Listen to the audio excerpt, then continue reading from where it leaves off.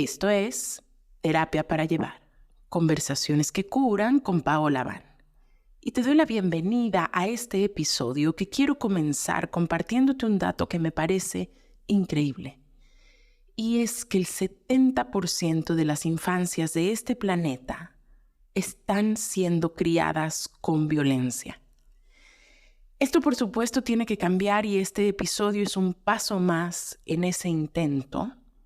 Y también quiero lanzar un llamado a todas esas mamás que quieren vivir su maternidad como una práctica espiritual.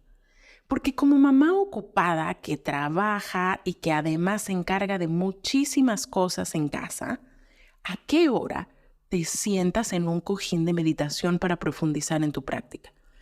Pues te tengo una noticia, eso no siempre es necesario y a pesar de que nos han regalado la imagen de que la espiritualidad seria es solo así o solo una práctica larga en un tapete de yoga, etc. Si vivimos en atención plena, en conciencia plena, en presencia amorosa, observando nuestros gatillos, ofreciendo compasión a los demás y a nosotras mismas, estamos llevando la práctica de las prácticas espirituales. Quiero invitarte a unirte a esta comunidad de mamás que he llamado Mumisattva, inspirada en el concepto budista de los bodhisattvas, de los seres despiertos que vienen a dar amor a este planeta.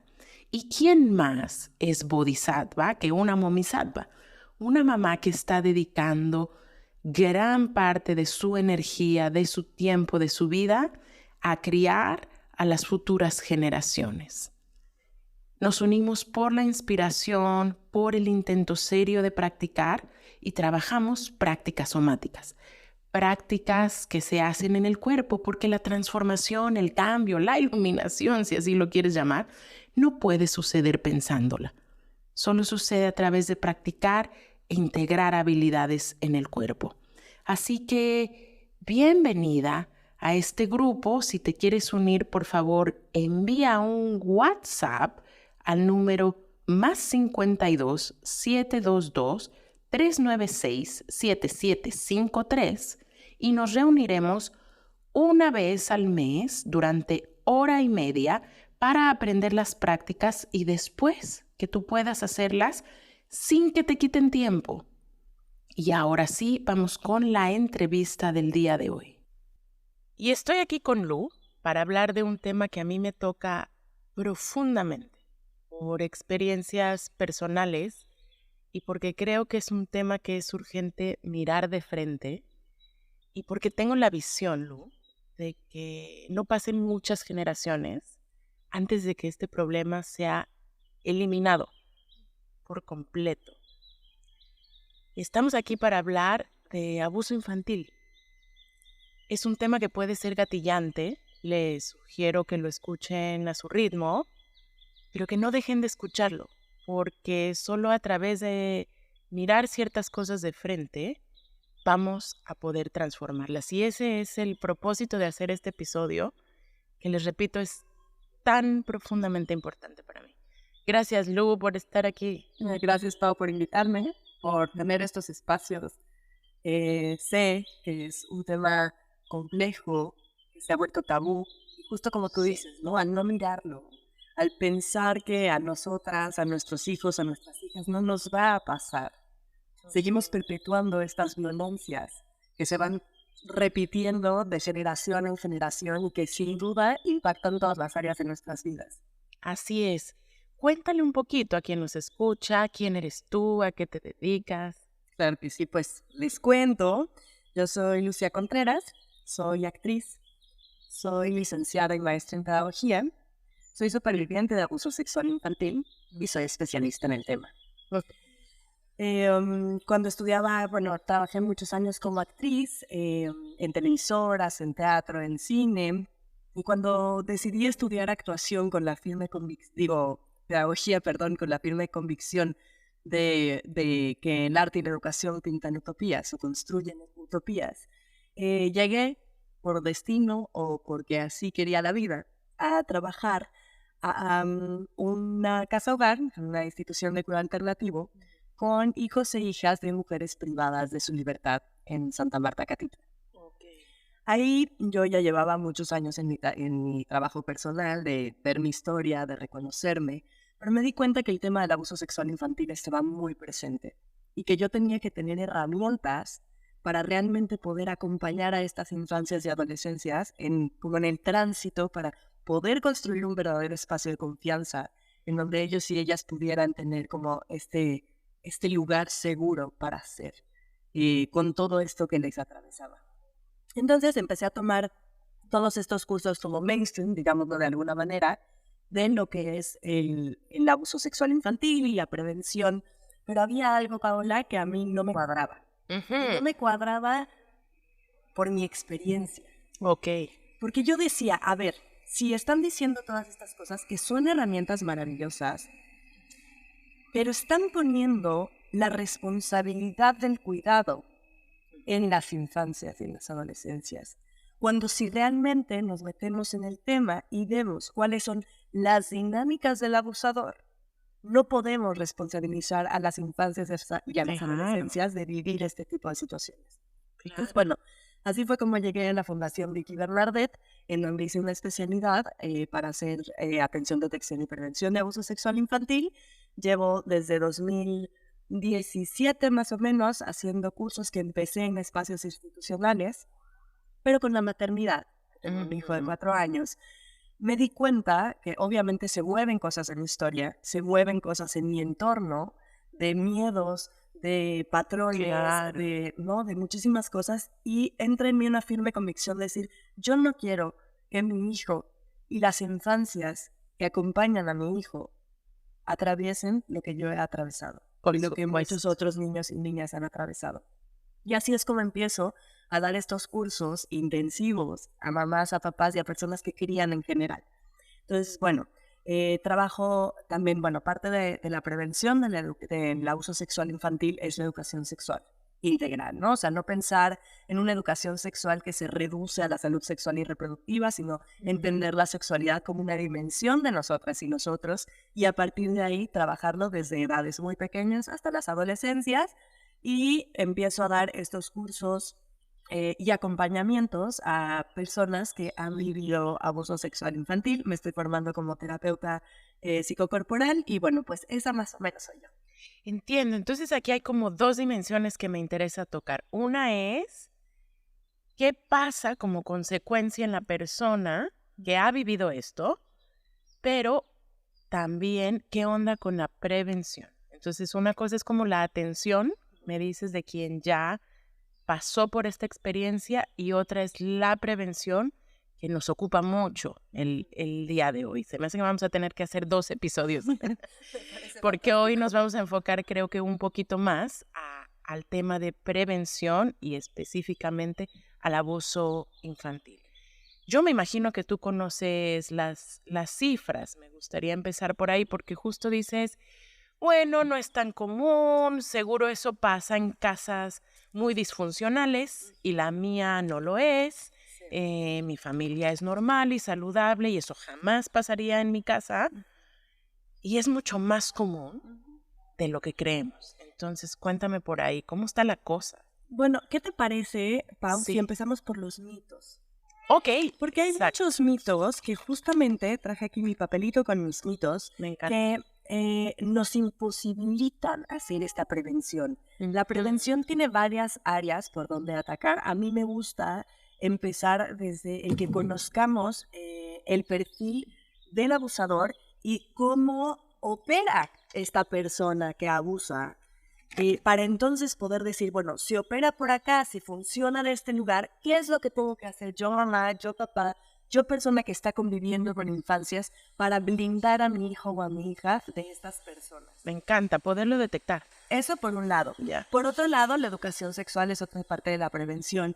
Y por otro lado, es cómo manejamos el tema, no solo con las infancias y adolescencias, sino también con el entorno. Entonces, bueno, hablemos de mitos. El mito número 1 que les comparto es el abuso sexual infantil no es tan común como se dice. Bueno, la verdad es que se estima que 1 de cada 4 niñas y 1 de cada 6 niños han sufrido abuso sexual en la infancia, ¿vale? Es aterrador porque esto quiere decir que en un grupo de una escuela donde hay 20 niños, entonces 25% de ellos han pasado esta experiencia. Es decir, 4 o 5 niños en ese salón están sufriendo o van a sufrir o ya sufrieron esta experiencia. Exactamente. Es muchísimo. Es muchísimo. Es muchísimo. Bueno, también a mí una de las cosas que me hizo dedicarme a esto es que cuando yo empecé a abrir mi experiencia, yo daba clases en la universidad y daba una clase sobre violencia y feminismos. Violencias y feminismos.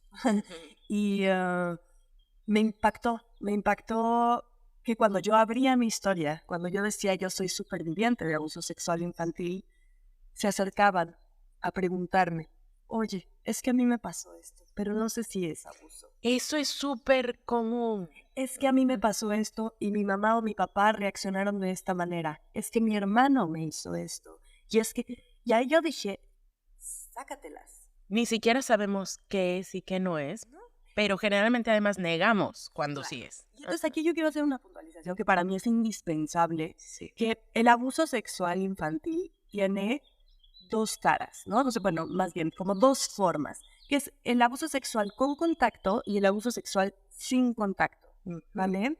Y es importante, a mí me gusta hacer esta analogía que es como las huellas en la arena, Ok. ¿vale? Entonces pensemos en una playa en donde la arena, en la parte que está más cerquita a la cabaña, está más seca y más hacia el mar está más húmeda.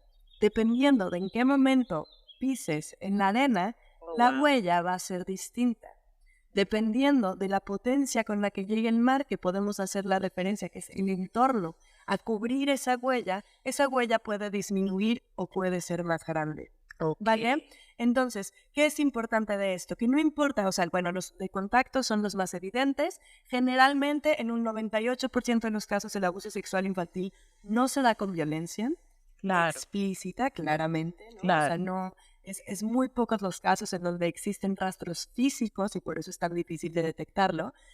Son tocamientos, son caricias, son pedirle a la víctima que bese o que acaricie ciertas partes de su cuerpo. Exhibición, etc. Esas son las de sin contacto. Sin contacto están desde la exhibición, la masturbación frente a un niño o una niña, pero también están las de, por ejemplo, espiar a un niño o una niña mientras se baña, mientras se cambia, exponerlo a contenido erótico sexual que no corresponde a su nivel de desarrollo, y estos también son considerados abuso sexual infantil. Ahora, no porque haya habido contacto, la huella va a ser más profunda. Ok, eso es bien interesante. Entonces, tenemos que partir de la idea de que el abuso sexual infantil es abuso sexual infantil. Y la huella va a estar determinada, uno, por la resiliencia de ese niño, niña o adolescente, y dos, por el entorno. Por cómo reacciona el entorno, ¿no? Pensando en esta analogía del mar, por cómo reacciona el entorno, cuáles son las acciones que se toman al respecto. Eso va a determinar qué tan profunda se vuelve la huella, pero siempre se va a partir de que es abuso sexual infantil, ¿no? Muchos supervivientes dicen, como, bueno, es que a mí solo me miraba, a mí solo me espiaba, ¿no? Sí. Esto es súper importante justo porque yo he visto una especie de pequeña obsesión o gran obsesión con determinar qué tan grave es ese abuso como en cuanto a condenar el acto del otro, pero en realidad creo que el foco, como bien lo dices, está en qué impacto tiene sobre la vida de la persona que lo sobrevive. Y que un tema que poco se habla justamente es, y que es en términos de trauma muy grave, es la complicidad del sistema familiar o el entorno que está ahí, que es una tremenda herida de soledad, de estar invalidado, en fin, todo lo que puede pasar a partir de que alguien o no te crea, o te regañe, o niegue y distorsione lo que está pasando. O sea, hay todo un mundo ahí por explorar, me parece. Exactamente. Sí, muchas de las consecuencias que dejan huellas más profundas no solo es el hecho de la acción de abuso sexual, sino esto que tú dices, ¿no? ¿Cuál es la respuesta del entorno? Como, no, pero es tu tío y te quiere mucho, no, pero bueno, es el abuelo. Que ahora también hay una realidad que es importante nombrar. que son las estructuras sociales y familiares que vivimos, por lo menos en México, ¿no? Es decir, ¿qué pasa si es papá quien abusa Claro. y mamá no tiene un trabajo remunerado?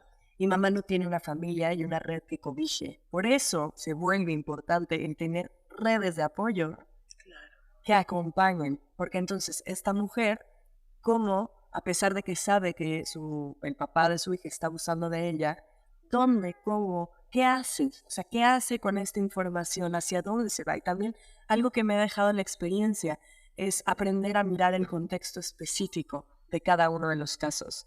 Me cuesta mucho trabajo de pronto meterle a las redes sociales, ¿no? Porque le decía justo a una amiga el otro día, me decía, es que le tienes que meter a tus redes sociales, y yo le decía, es que me da miedo. Desde una responsabilidad social en lo que me dedico, dar como consejos generales Entiendo, que se claro. tienen que individualizar, ¿no? Claro. Entonces, bueno, vamos a empezar desde ahí, ¿no? Todo abuso sexual es abuso sexual, la huella va a estar determinada por la resiliencia y el contexto de este... Más bien, todo abuso sexual es abuso sexual, ¿sí entendí bien? Ya, ajá. Con contacto, sin sí. contacto y de la manera que sea. Bien. Lo que determina, no podemos decirle a una superviviente, bueno, pero es que si solo te enseñó, solo te tocó... Solo, esa palabra solo, ay, Exacto. ajá, cuidado. Ajá. Sí. Pues bueno, pasemos al siguiente mito, que es las niñas tienen mayor riesgo que los niños. Ok, interesante ese. No es verdad. No es verdad. ¿Por qué? Porque las personas que abusan sexualmente de las infancias y adolescencias buscan la vulnerabilidad. Ok. La preferencia sexual va a ser independiente. Sí. Entonces, es cierto que existe un sesgo de denuncia, ¿no? Por la construcción social que tenemos de la masculinidad y la construcción social que tenemos de la feminidad. Un hombre, un varón, un niño que ha sido violentado sexualmente también está expuesto a otros estigmas que es el de la homosexualidad, ¿no? Estas cuestiones arcaicas, caducas, absurdas, pero que siguen estando presentes en nuestra sociedad, ¿no? Entonces hay un estigma y es mucho menos probable detectar y poder actuar ante un caso de violencia sexual hacia infancias varones que hacia mujeres. Tocas un punto importantísimo, Lu, y no sé si quieras desarrollarlo ahora o después, pero creo que es súper importante saber qué es lo que hace a un niño vulnerable o no. Sí, eso lo podemos ver cuando hablemos como del perfil de la víctima. Ok. ¿Vale? Entonces, si quieres, vamos desmenuzando. Hablemos de mitos. Ajá. Y me recuerdas después volver a abordar este tema de qué hace más vulnerable a una infancia. Me encanta. Los agresores son gente desconocida para la víctima. Bueno, las menos de las veces. Exactamente. Según alguna bibliografía, es del 80 al 85% son gente del círculo cercano de confianza. Según otra bibliografía, son del 90 al 95%. Entonces, estamos hablando de que, quizá hablando en promedio, solamente el 7% no conocían a su agresor. Sí, no es algo ahí arbitrario, no es un extraño que estamos caricaturizando, que viene y es violento. Es alguien que muy probablemente está en tu casa y come contigo y le ves súper seguido. Exactamente. Y ahí es donde yo te decía la importancia de conocer cuál es el grooming, se llama, ¿no? Este acicalamiento, esta estrategia de ir preparando del abusador para poder llevar a cabo el abuso, ¿vale? Sí, por favor. Entonces, bueno, el cuarto mito, podemos decir, los abusos sexuales en la infancia únicamente ocurren en ciertas clases sociales, culturas y familias disfuncionales, que es lo que decías. Sí, tampoco.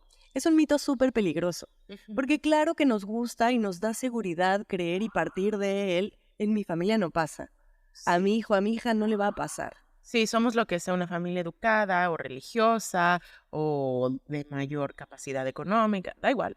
Da igual. Entonces, es un mito muy peligroso. ¿Por qué? Porque al pensar que en mi familia no pasa, a mí no me va a pasar, no se trata de hacer prevención desde el miedo. Claro. No se trata de, como en mi familia también puede pasar, entonces voy a tener miedo. No, se trata de, sabiendo que en mi familia puede pasar, voy a tener herramientas y voy a blindar a mi hijo o a mi hija para que esto no le suceda a él o a ella. El mito 5, todos los abusadores sexuales fueron abusados en la infancia. ¿Tú qué crees de eso? Wow. Creo que si alguien sufrió abuso, sí va a haber una tendencia a que esto suceda si la persona no se ha trabajado. Claro. Que por el tiempo en el que estamos puede ser la gran mayoría, pero ya también hay mucha gente trabajándose. Ahora, claro que puede pasar con alguien que no sufrió eso. A mí se me figura. Ahí te va. 1 de cada 8 abusadores fueron abusados sexualmente en la infancia. ¿Ok? Es un mito que estas personas utilizan para generar empatía. Es decir, es que a mí, de chiquito, mi papá me lo hacía, mi abuelo me lo hacía. Claro, es una no es... justificación a veces. Ajá. Pero entonces si te pones a ver, yo también decía, bueno, entonces todas las personas que hemos sido víctimas, que somos supervivientes, somos potenciales abusadores. No.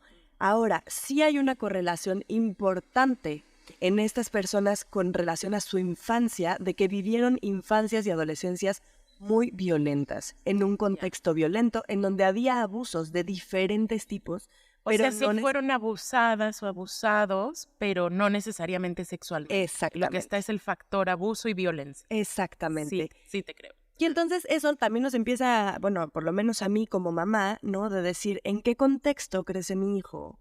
Claro. ¿En qué contexto me vinculo con mi entorno para que él o ella aprenda a traducir el mundo desde ahí? Claro. El 6º mito es, los abusadores son únicamente hombres. No, yo he escuchado muchísimas historias de personas que no lo son. Desde tías hasta personas que ayudan en el cuidado doméstico, es súper común, en fin. Bueno, vamos a hablar de que de un 20 a un 25% son mujeres. Sí. Una cosa que para mí es importantísimo compartir es que quienes han atravesado abuso sexual por parte de una mujer, generalmente y desde la bibliografía, nos hablan de que la huella es mucho más profunda. Y volvemos a lo mismo de esta construcción social de la feminidad y de la masculinidad, ¿no? La mujer es la que cuida, la mujer es la que protege, la mujer es la que apapacha. Claro. ¿Qué pasa cuando esa figura es quien traspasa mis límites? Es una disonancia espantosa, algo que no hace ningún sentido. Exactamente, pero entonces, bueno, tener en cuenta que sí, de un 20 a un 25% pueden ser mujeres. Sí. Y el mito 7 es los niños y las niñas abusadas saben que está mal y lo revelarán. Y aquí retomo un poco lo que te decía de estas cuestiones de estos espacios como mainstream, de poner la responsabilidad del cuidado en las infancias. No. Es súper confuso. Es súper confuso. ¿Por qué? Porque el abusador, lo que voy a hablar en masculino, porque la gran mayoría son hombres, pero que tengan claro esta cuestión de que el 20 al 25% del 20 al 25%, perdón, son mujeres. Entonces, el abusador lo que hace es hacer una estrategia de grooming o acicalamiento en donde se va a acercar a la familia, ganarse la confianza de la familia y ganarse la confianza del niño o niña o adolescente, claro. Y a partir de ahí empezar a tener esta interacción de violencia sexual. Sí. Lo va, como dices, preparando, acicalando. Qué grave, ¿no? Porque es como que como niña o como niña confías. Claro. Confías y entonces, pero es mi tío o es mi primo y además hay una confusión porque por supuesto si no hay información no sé ni qué es esto. ¿Es un juego? ¿O es un cariño? Claro. ¿O qué es esto? Claro. Que ya si quieres pasamos a lo que son la cuestión de las estrategias del abusador. Sí. Que es esto, ¿no? Son regalos y bienes materiales, es afecto y atención, es cariño, ¿no? O sea, es cómo detecto cuál es este punto, digamos, que flaquea en esta infancia, en esta adolescencia, y a partir de ahí interactúo. Generalmente en las infancias se hace mediante el juego. Sí, ¿no? Claro. Y está también la parte del tergiversar los valores morales de la víctima. Esto se da, por ejemplo, en la adolescencia, poniendo como un ejemplo concreto, mira que ya estás grande. Y entonces, ¿qué mejor que yo para que te enseñe lo que es el sexo? Ya. ¿No? Yo Sí, que soy sí. tu tío, yo que soy tu abuelo, yo que soy tu primo grande, yo te voy a enseñar lo que es el sexo, o tu tía o tu tío, ¿no? O sea, aprovechar este vínculo de afecto y de guía y de cierta autoridad Ujú. para servir a un propósito que, por supuesto, daña a las infancias o Exacto. a las adolescencias. ¡Wow, Lu! ¡Qué tema! Respiremos un poquito.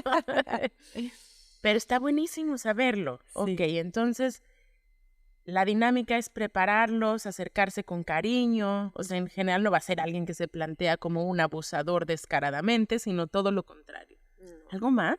Claro, a ver, aquí podemos hablar del perfil un poco a grandes rasgos del abusador. Va a haber 3 perfiles principales. El primero es una persona que tiene una discapacidad diagnosticada, ¿no? Claro, entiendo. Que tiene la imposibilidad de controlar impulsos, No hay un discernimiento. no hay un discernimiento. La segunda es esta típica persona que tiene como el síndrome de Peter Pan, ¿no?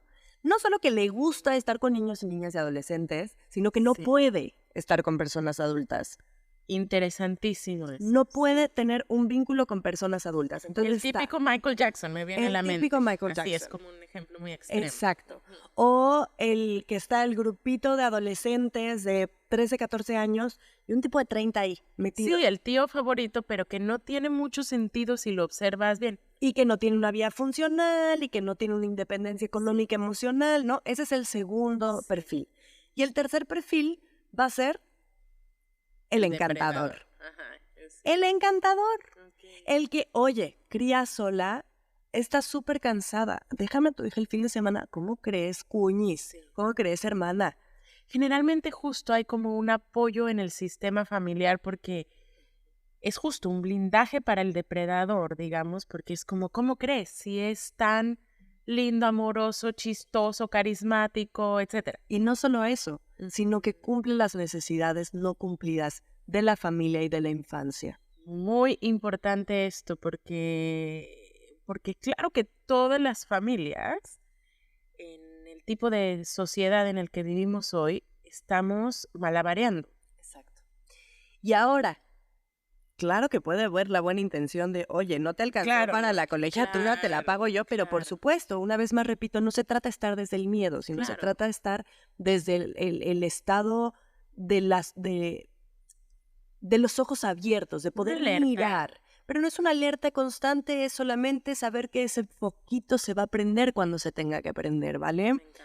Entonces, están esos 3 perfiles. Es importante para mí decir que si yo te pregunto a ti, ¿con quién dejas a tu hija? ¿Con una persona que tiene discapacidad? ¿Con esta persona que claramente no tiene capacidad de ser responsable? ¿O con la persona encantadora que te ayuda, que te dice? ¿Con quién? Claro, siempre te vas a ir por el encantador Claro, o la encantadora. claro.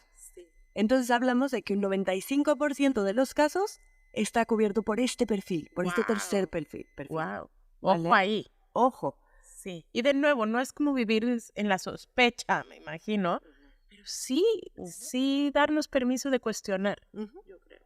Claro, de cuestionarnos. Creo que como la principal clave para la prevención es cómo sé si esta persona me está ayudando porque ingenuamente me está ayudando, porque me quiere, porque quiere a mi hijo, a mi hija, es la intuición. Claro. Y vivimos en una sociedad en donde nos enseñan a separarnos de nuestra intuición. Sí. Pero Y yo del sí- cuerpo en general. Claro, de todas las emociones, Claro. todo lo que sucede en nuestro cuerpo, estamos completamente desvinculadas, ¿no? Entonces, yo en los cursos siempre pregunto, ¿no? ¿Alguna vez han estado en una situación en donde dicen, ay, no sé por qué, pero me incomoda cómo está saludando esta persona a mi hijo o a mi hija? Me incomoda cómo la toca, me incomoda. Eso es tu intuición. ¿Y qué haces ahí? Escucharla. Escuchar tu intuición. Entonces, si quieres, ahora que pasemos más a la parte de la prevención, hablamos de qué hacer en ese momento, en cuestión porque está la prevención en la parte privada y cotidiana y en la parte de cómo lo manejo con el entorno, ¿no? O sea, ¿qué hago con el entorno para realmente poder blindar a mi hijo o a mi hija? Bueno, claro, ¿no? Es importante decir que estos factores, cuando hablábamos de este mito en donde el niño o la niña va a saber que algo está sucediendo mal y lo va a decir, digamos que hay estos pilares que son el fundamento que imposibilita una revelación, que son el miedo, Sí, claro. la sensación de corresponsabilidad, es decir, el abusador corresponsabiliza a la víctima en el momento de la acción abusiva, ¿no? Claro, tu mamá te va a regañar si sabe Eso esto. es el miedo al castigo o al abandono, ¿no? Ok. Pero también está la vergüenza y la culpa. Pero hablando de esta sensación de corresponsabilidad, es cuando, por ejemplo, es que ¿para qué te pusiste esa pijama si sabes que me gusta tanto? Ay, ¿cómo crees? Es que tú Claro. llegaste y te sentaste Sí. en mis piernas. Sí, o sea, poner la responsabilidad allá. Y entonces, ¿qué pasa? Si sabemos que somos responsables de Claro, algo yo que tuve está la culpa. mal hecho, no lo digo. Wow. Y pongámoslo en un ejemplo cotidiano, por ejemplo, los chocolates en la alacena. Hijo, no puedes agarrar esos chocolates. Pero está con el amiguito en la casa y van y agarran los chocolates. Porque no tienen la capacidad de discernir. Claro. Como niños. Y así es. entonces tú los ves llenos de chocolate y dices, ¿quién se comió esos chocolates? No sé. No sé, mamá. No sé. Sí.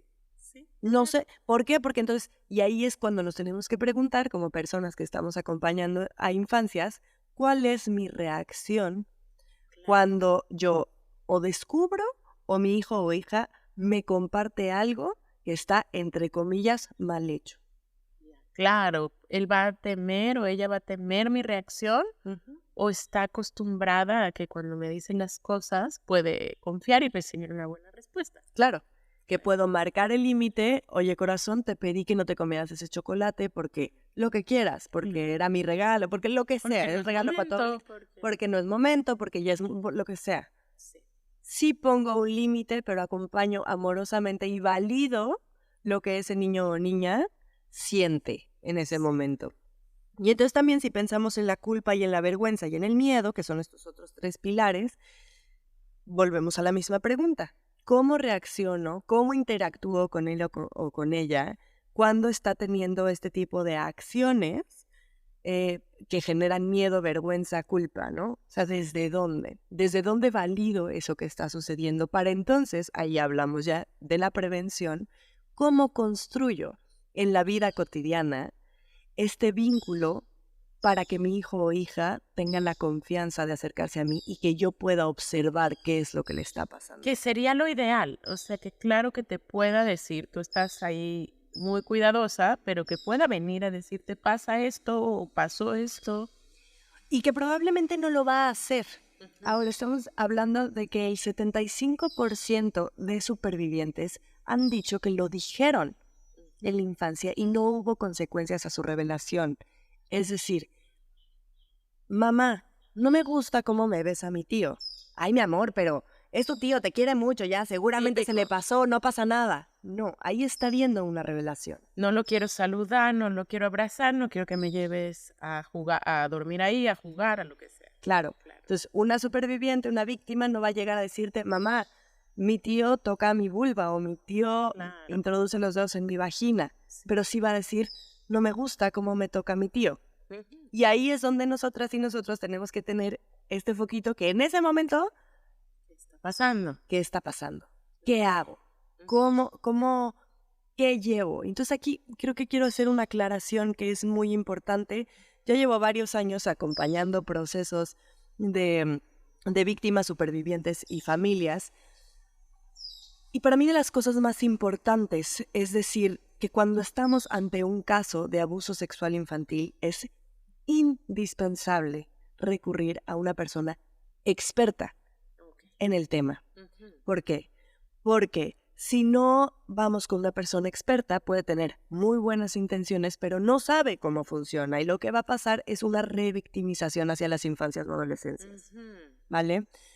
Es decir, hace no mucho acompañé un caso de abuso sexual entre iguales, que es algo que, según la bibliografía, son del 30 al 35%. Desde mi experiencia y quienes llegan a mi consultorio a tener una asesoría conmigo, son el 50% de los casos, ¿no? De no saber qué hacer. ¿Por qué se va a considerar abuso sexual? ¿Qué se va a considerar abuso sexual entre iguales? Es cuando existe una interacción sexual entre infancias o adolescencias, pero tiene una asimetría de poder. ¿vale? Exacto. Entonces, en este tipo de casos, se tiene que partir de que las personas involucradas son víctimas, porque un niño o una niña no va a replicar algo que no está viviendo o ha vivido. A ver, como cuando hay una distancia en edad, Tamaño. en tamaño, intelectualmente, a lo mejor alguien que tiene facultades mentales normales y alguien que tiene un retraso, etcétera. Exactamente. Eso es la simetría. O también que es un niño y una niña, Ok, ¿vale? Ahí también sí, hay una estoy de simetría. acuerdo que sobre todo a ciertas edades los niños tienen más fuerza, Exacto, exacto. ¿verdad? Entonces, bueno, estamos hablando de esta simetría, pero sí existe el abuso sexual entre iguales, ¿no? Hay una exploración normal y esperable, que por eso también es importante conocer cuáles son las etapas del desarrollo, pero también se puede dar el abuso sexual entre iguales. O sea, también aclarar, es normal que entre niños exploren. Sí. ¿Y cómo distingues cuando hay un abuso? Por la simetría. O sea, hay Y una por lo distancia. que están jugando. Una cosa es que estén jugando a mirarse, a ver, quizá un poco, dependiendo la edad, ¿no? O sea, por eso no podemos hacer una generalización. Claro, Tendríamos que ir edad por edad viendo qué es esperable en cada momento del desarrollo, ¿no? Sí. Pero de repente si vemos a un niño y a una niña, que el niño está teniendo movimientos como de penetración con la niña, Sí, por esto ejemplo, no corresponde a su corresponde. edad, a su desarrollo, a la información que Y debe de aquí, tener. ¿qué es importante? Quizá la niña no lo está viviendo como abuso. Y mi reacción va a determinar cómo va a vivir esa niña la Qué situación. delicado. Y en ese momento lo que tengo que hacer es investigar qué está pasando con ese niño que está haciendo esas acciones, de dónde viene ese contenido, porque lo está replicando y entonces él está siendo víctima de abuso sexual. También, claro. Entonces, bueno, eso por un lado. Entonces, bueno, este caso en donde abuso sexual entre iguales y consultan a una abogada feminista. Yo soy una mujer feminista, ¿no? Y entonces lleva a cabo un protocolo de violencia sexual con perspectiva de género, lo cual me parece maravilloso, pero sin saber lo que es el abuso sexual entre iguales. Entonces revictimizan no solo al niño, sino también a la niña, porque la niña que lo había vivido como un juego, lo vive ahora como ahora yo soy la víctima de un caso de abuso sexual. Claro, ojo ahí al descubrir, porque si de pronto se convierte en un drama familiar que la niña presencia y que, o sea, puede tener muchísimo más impacto sobre ella, no que haya que negarlo, sino lo que estoy escuchando, que quieres decir es que hay que tener mucho tiento, que es algo que hay que hilar fino, es lo que me viene, hay que hilar muy fino en cuanto a cómo manejar todo lo que se está dando y que tampoco en el caso de abuso entre niños, el propósito principal es ir a condenar a un niño que normalmente va a ser también a la vez una víctima. ¿Estoy Exacto. entendiendo bien? Exacto. Ya. Y siempre acudir con especialistas Claro. en abuso sexual infantil. Claro. Sea desde la parte jurídica o desde la parte psicológica o desde, yo obviamente estoy aquí, Que ¿no? se O sea, vuelve complicado porque hay mucha vergüenza y porque quisiéramos echar tierra sobre este asunto lo más pronto posible y aquí no pasó nada y lo vamos a resolver y a lo mejor no vamos a volver a invitar al tío en Navidad, pero lo Exacto. queremos tapar. Exacto. ¿Y se acuerdan de esta cuestión de la ola? Ajá, exacto. ¿Cómo va a reaccionar el entorno? Va a determinar la huella que deje en ese niño o niña. Claro. ¿Y qué es lo mejor? Asesorarse con alguien que es experto en el tema o experta. Entiendo. Lu, háblanos de prevención, por favor. Pues creo que todo esto es parte de la Claro, prevención, ¿no? O sea, claro. está el conocer cuáles son las estrategias del abusador, cuáles son los factores inhibidores de la revelación y a partir de ahí empezar a actuar. Oye, pero ¿hay algo que yo pueda hacer con mis hijas, con mis hijos directamente? Sí, claro. Por un lado está la educación sexual, volvemos a lo mismo, la educación sexual no es que tenemos una plática de métodos anticonceptivos y de que si tienes relaciones sexuales te va a dar una infección de transmisión sexual, Claro, eso ¿no? es otra edad. Educación sexual es desde empezar a nombrar las partes del cuerpo con los nombres que tienen, es decir, aprender a que la vulva se llama vulva, diferenciar la vulva y la vagina, ahorita explico una cosa muy importante de esto. El pene se llama pene, los testículos se llaman testículos y el ano se llama ano. Eso es en la primera infancia.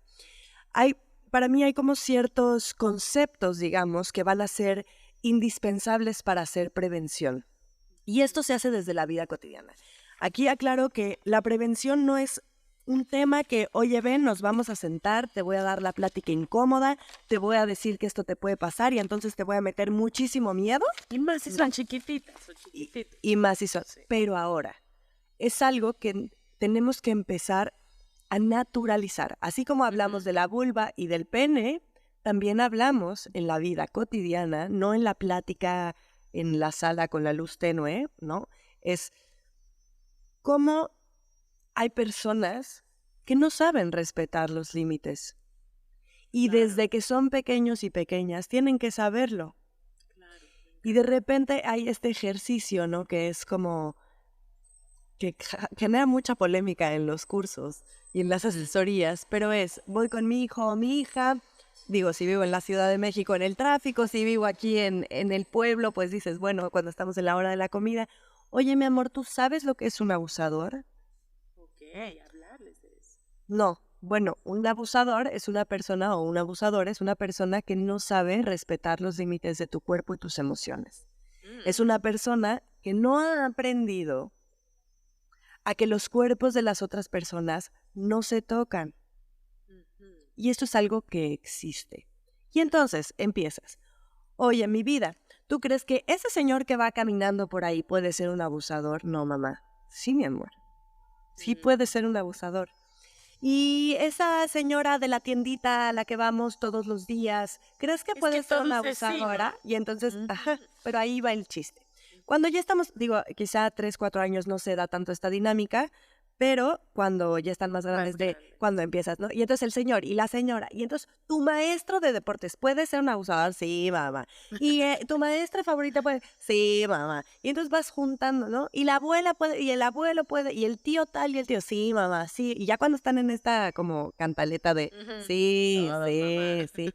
Bueno, yo, mi amor, yo puedo ser una abusadora. Sí, corazón. ¿Para qué sirve esto? Esto genera mucha polémica porque dices, ¿es que les estás metiendo un miedo? No.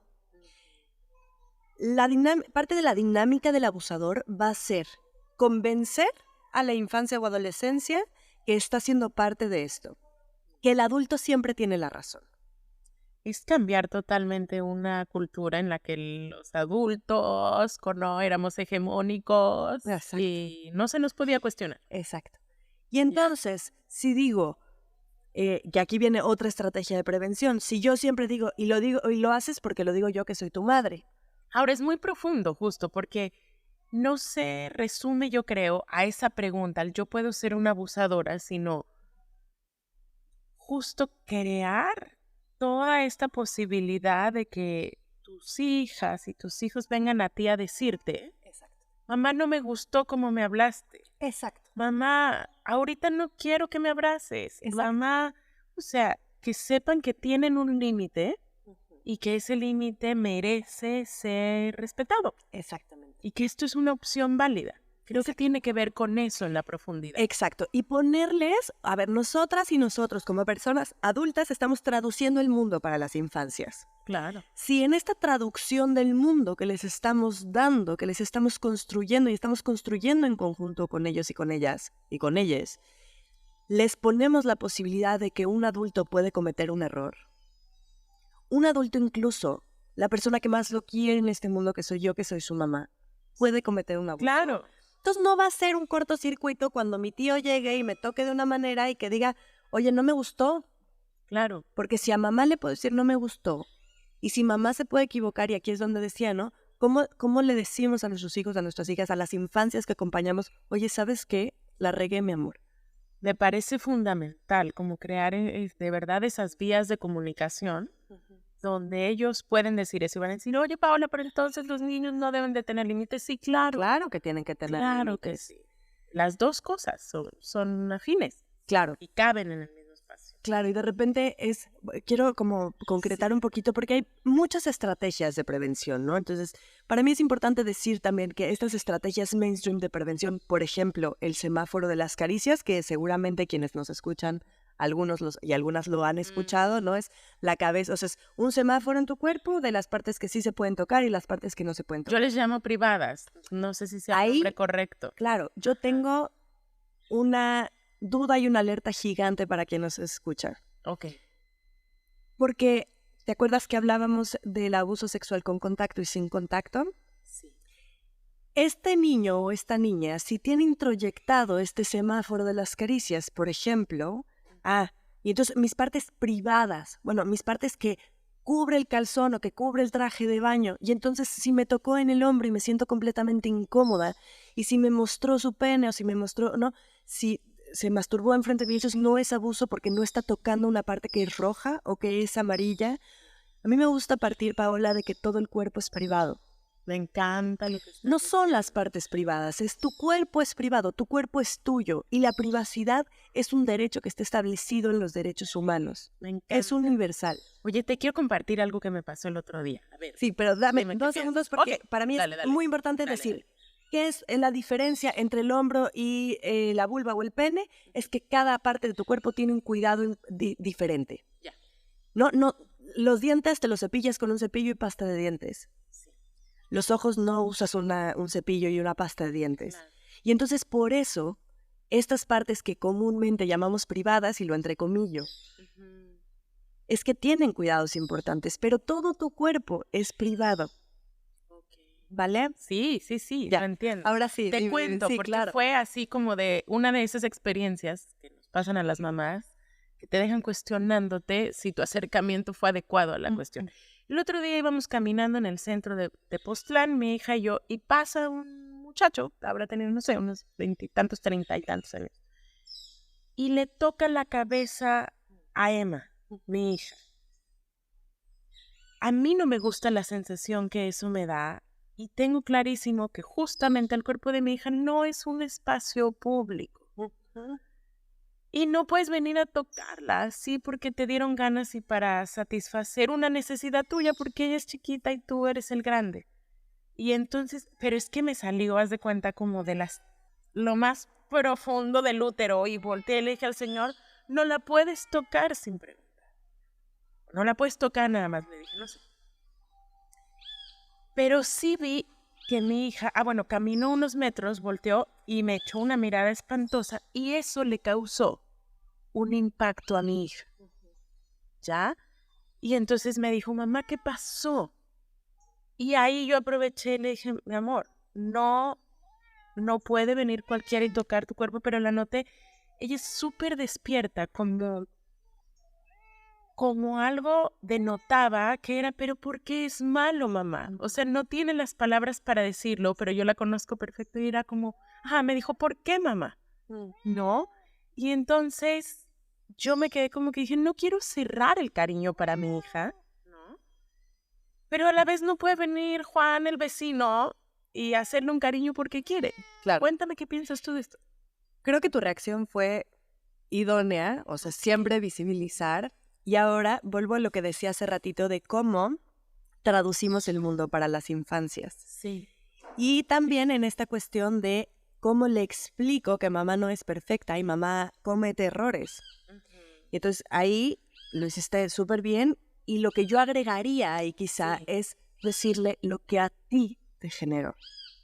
Le pregunté, ¿a ti te gustó? Y me dijo, sí, mamá. No, a ti. A ti, mamá. Entiendo, sí. A mí me generó descontento porque nadie puede llegar a tocar. A mí me generó miedo, a mí me generó... ¿A ti qué te generó? A mí, claro, ahí yo no le hablé de mí. No. Y entonces ahí le puede gustar o no gustar. Está bien y puedes validar eso. Pero ella tiene que entender que ninguna persona puede llegar a tocar su cuerpo sin su consentimiento, que es uno de los... Que por ahora mamá está muy a cargo de las situaciones. Y que mamá es quien cuida. Y quizá ahí decirle, oye, te pido una disculpa si mi reacción te asustó, ¿no? Decías, vi que la sacó de onda o que algo se le movió. Fue más la reacción que él tuvo hacia nosotras, ¿sabes? Porque él como que puso una cara de, señora odiosa. Claro, y entonces ahí decirle, ese señor se enojó porque estoy poniendo un límite de cuidado a la gente no le gusta. Contigo. Exacto. Porque yo soy tu mamá y estoy cuidando que nadie toque tu cuerpo de una manera que no tiene por qué. Sí. Es fuertísimo todo este trabajo, Lu. Y sí, yo siempre les digo, bueno, les tengo una súper mala noticia. La prevención no se hace con un librito. Sí. No se hace... Cada día. Es cada día. Es cada día. Yo pues sí, ¿no? Les invito a seguirse formando, a contactarme si quieren. Ahora no sé cuándo va a salir el podcast, pero En una semana más o menos, bueno, les aviso. el 9 de diciembre tenemos un curso en Ciudad de México. Ok. Tenemos invítanos. todavía espacio disponible por si les interesa. Bueno, dura 4 horas, es un curso intensivo en donde vamos a ver la parte teórica y también la parte práctica.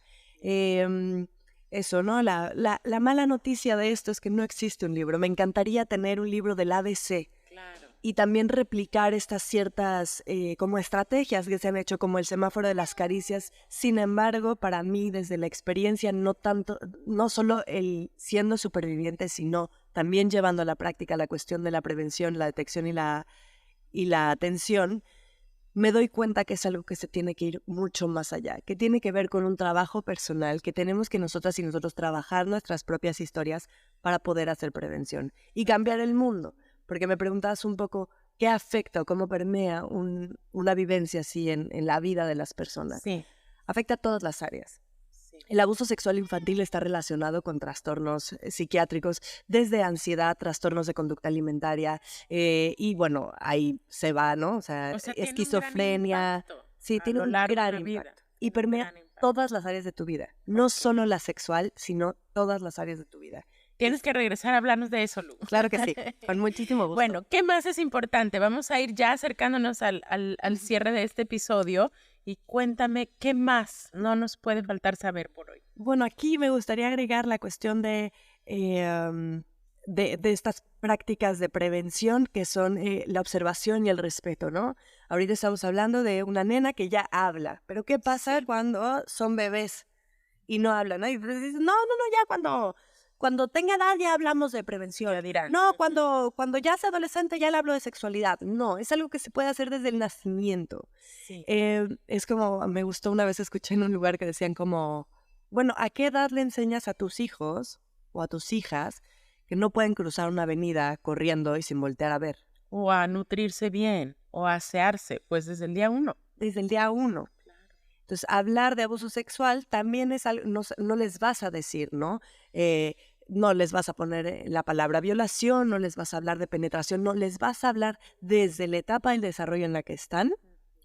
Y por eso es importante saber qué corresponde a cada etapa, cómo lo hago con mi hijo, con mi hija, desde que es bebé. ¿Compartes esto en tu curso, Lu? Sí. Me encanta. Todo esto. Y esta cuestión de, bueno, desde esta observación y respeto, ¿qué me corresponde a mí como mamá, como papá o como persona que estoy acompañando infancias? De mirar, ay, sí, porque de repente me dicen, ay, entonces ya no puedo llegar y abrazar a mi hijo y besarlo. Por supuesto, si él o ella está a gusto. Exacto. Pero a mí si un día te dice, ay, mamá, no. O no solo te pues dice.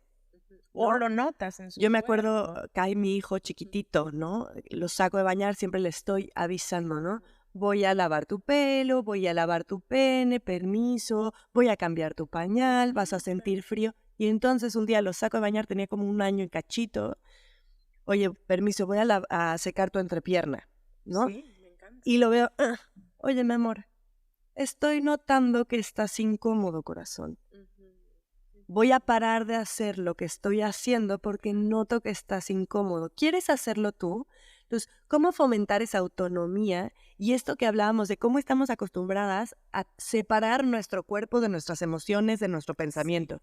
¿Cómo fomentamos esta fusión que existe desde que nacemos en vez de fomentar la separación? Porque cuando ellos y ellas reconocen, claro, ahorita mi hijo tiene 4 años y es, oye, no me está gustando como lo que sea, no tiene la posibilidad de traducirlo.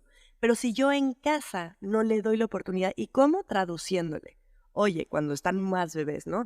Veo que estás incómodo, veo que estás incómoda, veo que no te está gustando. Requiere mucha sintonía, pero se puede hacer. Y yo trato de ser creativa, busco maneras, le pregunto a veces. Sé que le encanta a mi hija, es muy física, le gusta el apapacho, pero a veces aunque sepa o yo intuya que quiere, le digo, te puedo dar un beso, Claro. te puedo dar un abrazo. Y a veces ella solo por probar este límite me dice, no. Y entonces yo digo, ¿qué, mi amor? Y a los 2 segundos muchas veces dice, sí, mamá. Claro, pero eso es bien importante, Pero darle Paola. ese espacio, creo Porque yo, es si importante. mamá o papá, que son quienes más me quieren, quienes están aquí conmigo, respetan mi límite, ¿qué es lo que voy a conseguir? Que ese niño o esa niña naturalice y normalice el Sepa que respeto existe. hacia su Claro. cuerpo y sus límites. Ay, pues Lu, me encanta lo que nos estás regalando y creo que de verdad es un regalo. Y cuéntale a todo el mundo dónde te pueden encontrar si quieren saber más Sí. o si desafortunadamente llega a haber un caso que requiera este tipo de apoyo. ¿Cómo te encuentras? Claro que sí. Bueno, me encuentran, tengo 2 Instagrams. Uno un poco abandonado, que se llama Raíces Educación, pero uno de mis propósitos del próximo año es meterle ahí. Como les Bien. decía, es complicado hacer como consejos generalizados. O sea, de repente yo sigo muchas cuentas, ¿no? Claro. Y digo, ay, es que qué complejo, y qué difícil, Te qué entiendo. peligroso también. Pero bueno, Raíces Educación es uno. Y el otro, estoy como Lucía Leiva, con Y de grande, que es mi Instagram personal. Ahí me pueden contactar. Próximo curso 9 de diciembre. Próximo curso en Ciudad de México, Ciudad de México. presencial, 9 de diciembre.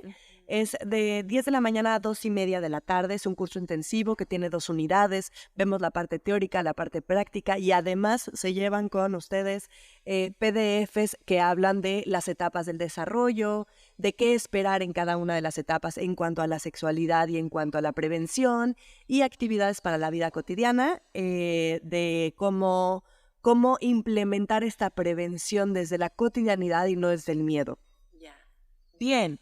Oye, Lu, y dime si resuenas con esto. Generalmente este podcast termina poniendo, yo le llamo un rezo, una intención. ¿Nos puedes regalar una intención ahí para las infancias con respecto a este tema? Así es como nos gusta despedir. Sí, claro.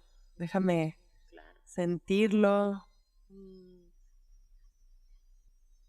Mi intención siempre va a ser que todas las infancias y adolescencias vivan libres de violencia sexual, libres de violencias, que atraviesen, que rompan. Mi intención está hacia el cuidado, hacia la mirada, hacia las infancias, adolescencias y también hacia nosotras mismas como personas adultas, de poder reconocer y de tener la valentía de ver nuestras historias para poder acompañar más amorosamente a quienes serán las y los futuros constructores de los entramados sociales. Así es. Por las niñas, los niños, les niñes, les dejamos este episodio. Muchas gracias. Muchas gracias por invitarme.